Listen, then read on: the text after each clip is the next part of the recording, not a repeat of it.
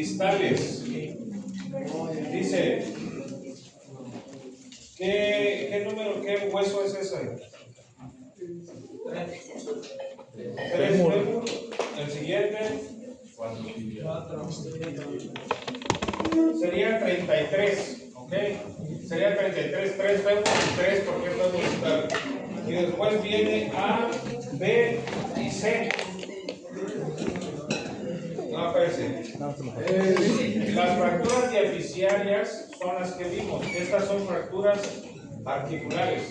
¿Sí? Otra vez, la expresión que vimos acá, a 1, 2, a 3, fue para fracturas diaficiarias. Estas son para fracturas articulares que están en el extremo del hueso. Vamos a empezar con las A. Entonces, ese hueso sería 33, 3 fémur, 3 distal y A por ser un trazo. Entonces, las A1 son fracturas metafisiarias simples que parten del diáfisis medial hacia la metáfisis distal. Las A2 son fracturas con una cuña pequeña medial y las A3 son fracturas metafisiarias complejas. Esa es la calificación para las tipo A articulares. Después siguen las tipo B. Dijimos, les voy a pasar estas imágenes. Las tipo B, las fracturas B1 es una fractura sagital del cóndilo lateral, las B2 son una fractura sagital del cóndilo medial y las B3 es una fractura que va del plano frontal a posterior. Son muy difíciles de operar. Entonces, las fracturas articulares tipo A son estas, tomen una foto, y las fracturas articulares tipo B son estas, ¿verdad? No estoy hablando de diáfisis. Y las últimas son la tipo C, fracturas diaficiarias, fracturas articulares. C1 son fracturas articulares con un trazo simple metafisiario. Las C2 son fracturas donde el trazo simple es articular y el trazo multifragmentado es metafisiario. Y las fracturas C3, todas las fracturas complejas, tanto articular. Entonces, ¿cómo diferenciar las articulares? Miren, está muy fácil. Las fracturas C1 son trazos simples que van de la metáfisis a la articulación. Las fracturas C2, el trazo articular va a ser simple y el trazo metafisiario va a ser multifragmentado, va a ser un trazo simple. C1, ambos trazos son simples. C2, el trazo multifragmentado es metafisiario y el trazo distal articular es. Cuando yo diga fractura articular, es toda fractura que está tocando la superficie articular. Eso lo hace grave a esta fractura. Y las C3 son fracturas, tanto el trazo articular como metafisiario es multifragmentado. Bueno, ahí conforme vayamos avanzando el semestre le vamos a ir agarrando la onda. Ejemplo, ¿qué hueso es? Fémur 1, proximal medial y distal. A, B o C. ¿Qué más? 3. Es una O32 y falta una letra, sería de la zona diaficiaria si es proximal medial y distal, pero esa no la usamos. Así que es una AO32 A3. No lo puedo analizar. ¿Qué hueso es? 33B. Es un hombro, es un codo, es un pie, es un conejo.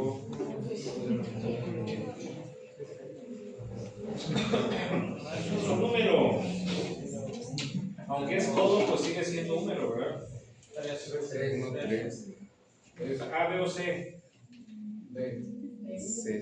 De hecho, pedazos. Tiene un trazo multifragmentado de diaficiario, apertura de los cóndilos, pérdida ósea. Está terrible ese codo. Eso ojalá que nunca me toque operar. Bueno, eso fue.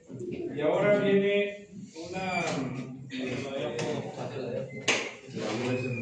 Entonces,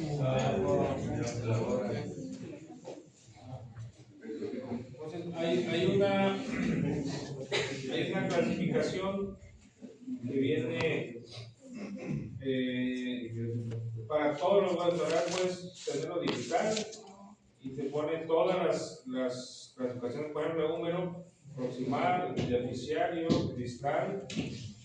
Para fines prácticos del examen no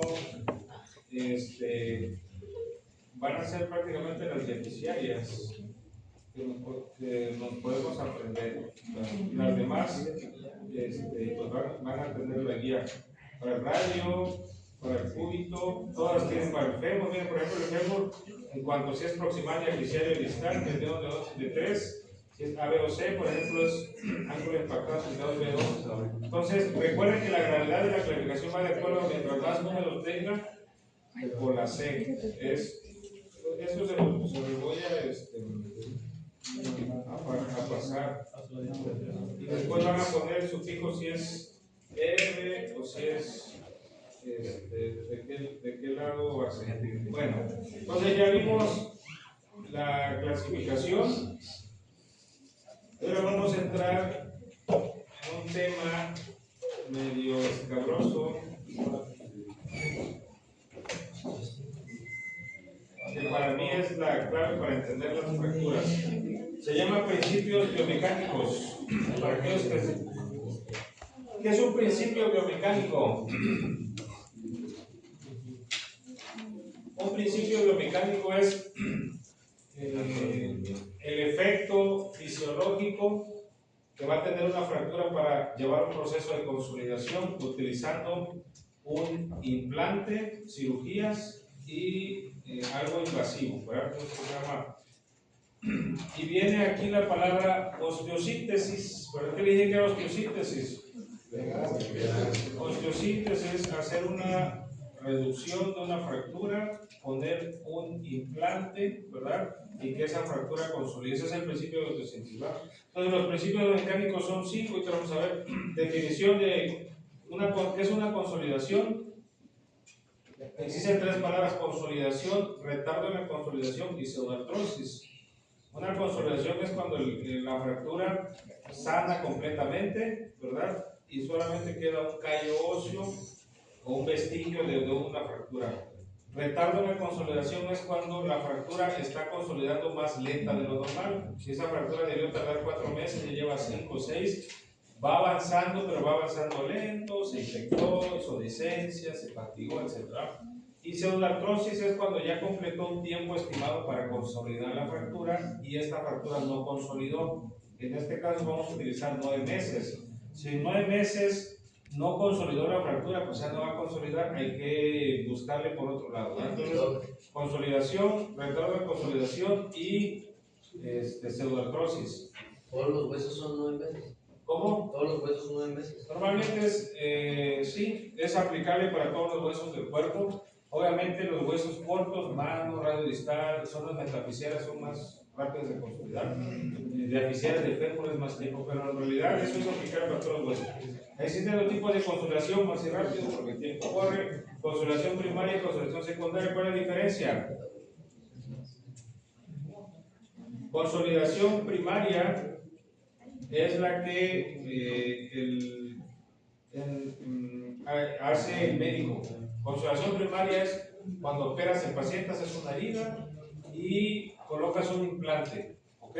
Un implante es un metal, ¿ok? Cuando digo implante es acero, aluminio, níquel, placa, clavo, clavillo, fijador externo, lo que sea. Entonces, consolidación primaria es cuando haces una herida al paciente, reduce la fractura, colocas un implante, hay poco callo óseo y no hay movilidad. La consolidación secundaria es aquella que solamente colocas un yeso, una férula, no haces ningún procedimiento quirúrgico, no abres la fractura y consolidas sola. Y normalmente hay más movilidad y más callo óseo. Entonces esa es la diferencia entre consolidación primaria y consolidación secundaria. Viene ahí, les voy a dar las diapositivas. Entonces, consolidación directa primaria es la que hace el cirujano, no hay movilidad. Dice, sin la partición de tejido cartilaginoso ni la formación de callo de fractura. Y la consolidación primaria, pues usas implantes. ¿Vale? Es directa e indirecta también. Directa o indirecta. Directa es primaria, directa es primaria, indirecta es secundaria. Primaria hay poco callo, secundaria hay mucho callo, primaria hay nulo movimiento, secundaria hay movimiento. Primaria usas un implante, secundaria no usas nada, ¿verdad? Si al caso una férula, ¿verdad? Eso sí es pregunta para los que se van a Estados Unidos. ¿Cuál es el orden de la construcción de las fracturas secundarias: formación del hematoma, formación del callo de fractura, osificación del callo de fractura y remodelación. Las fracturas pueden remodelar hasta 2 años. Recuerden, cada 7 años cambiamos los osteoblastos por los osteoclastos, hay una remodelación ósea. Entonces, no, el tejido óseo cada 7 años no es el mismo, se va remodelando. Formación del hematoma, formación del callo, osificación y remodelación. En tiempo el hematoma se forma la primera semana al momento de fracturarse. El callo inmaduro puede durar de 2 hasta 6 semanas. El callo maduro durará de 3 meses en adelante, y la remodelación es cuando ya consolidó la fractura y se va remodelando el tejido óseo. Entonces, esto se lo preguntan a veces para los que se van a Estados Unidos, sobre todo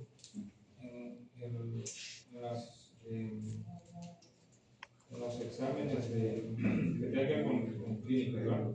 Entonces, ¿qué les llama? Vamos a hacer muchísimas radiografías. Esa es una fractura de húmero. Entonces, la formación del callo, y esta ya entró en la etapa de remodelación. Entonces, ¿operan a este paciente? ¿Lo van a operar? No, porque ya consolidó. Cuando pega chueco una fractura, ¿cómo se llama? Consolidación viciosa. Porque la fractura está acortado, rotado, pero pues está funcional. Y si es un paciente adulto, pues ya ni lo toca, ¿verdad? En el otro es una fractura de fémur distal, se tocó un clavo y se colocó cemento óseo y no consolidó, entonces formó un callo enorme. Entonces, ambas son consolidaciones. Bueno, vamos a entrar a la parte que es el tema que se llama principios biomecánicos, ¿verdad?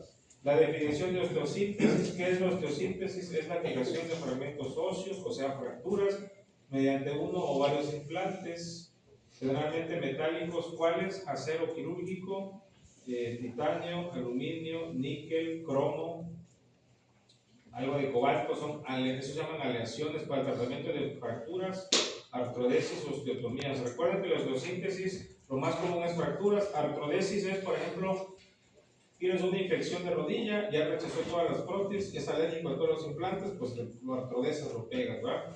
Y osteotomías es cuando hay un hueso puro que quieres darle longitud, enderezarlo, pues eso es una osteotomía, ¿verdad?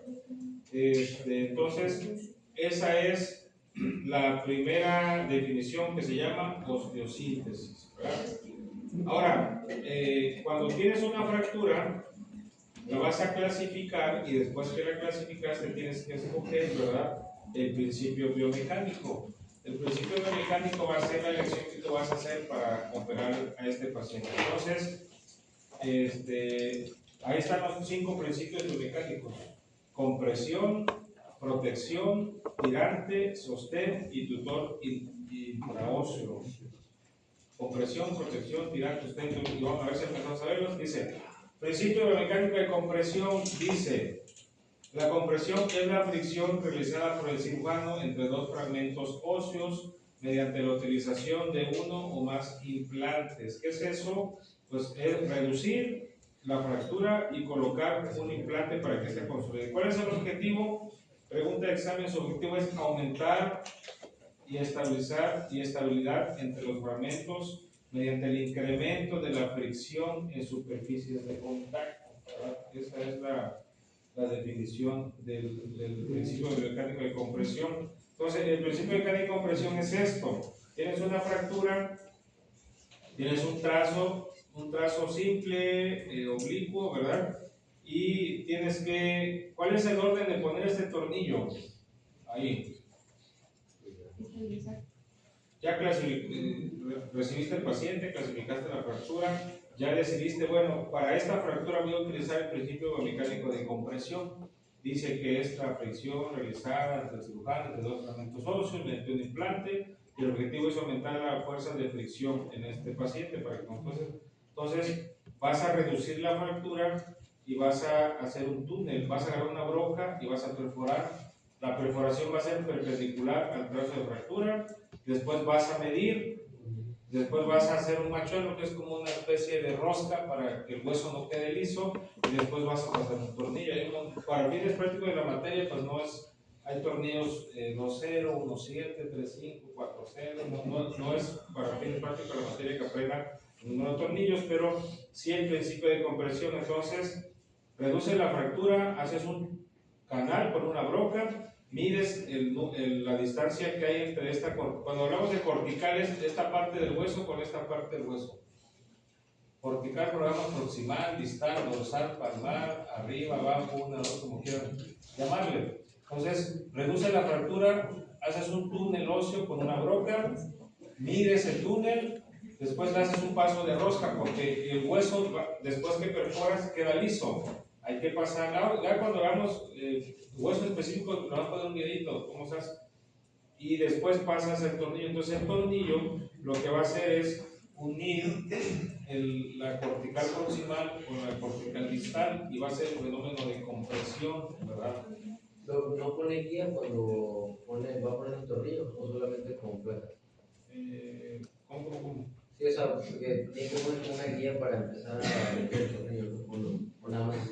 Normalmente hay un protector de tejidos blandos, que es una especie de cono donde va la broca y ya te protege de no enredarte con los tejidos. Y usamos el fluoroscopio, es como una radiografía para orientarte, ¿no? Porque a veces pones un tornillo y está mal. Entonces, este fenómeno se llama principio mecánico de compresión. Entonces, toda la fuerza de cizallamiento de las cargas lo va a recibir el tornillo, ¿verdad? Entonces, si ese tornillo lo quieres muy perpendicular, muy horizontal, se puede desanclar. Entonces, nuevamente esto es el principio de biomecánico de compresión, pero es aplicable para todos los huesos.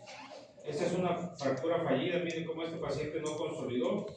Al momento de quitar implantes, ahí se quedaron esos dos tornillos rotos y le pones. Entonces, de los principios de compresión en esta placa, existe este tornillo que está diferente en orientación. Ese pudiera ser un tornillo como este, como el que yo les mostraba. Es el principio mecánico de compresión. Segundo principio, protección. Dice, el principio mecánico de protección dice es el uso de un implante agregado a una osteosíntesis insuficiente, ¿verdad? Su objetivo es complementar una osteosíntesis insuficiente para evitar la fatiga. Un ejemplo es esto. ¿Qué les llama la atención en el tobillo? Por ejemplo, este tobillo tuvo una fractura bimalar, tuvo una fractura del malleolo medial y le pusieron dos tornillos. Estos dos tornillos cumplen el principio mecánico de compresión porque está perpendicular, aumenta la fuerza de fricción, bla, bla, bla. Entonces, estos tornillos son compresión. Estos tornillos del malleolo lateral están en diferente orientación que los demás y también cumplen, porque aquí tuvo un trazo espiroideo y pusieron dos tornillos. El asunto que del lado medial, esos dos tornillos sí son suficientes para que consuele la fractura. Del lado lateral no.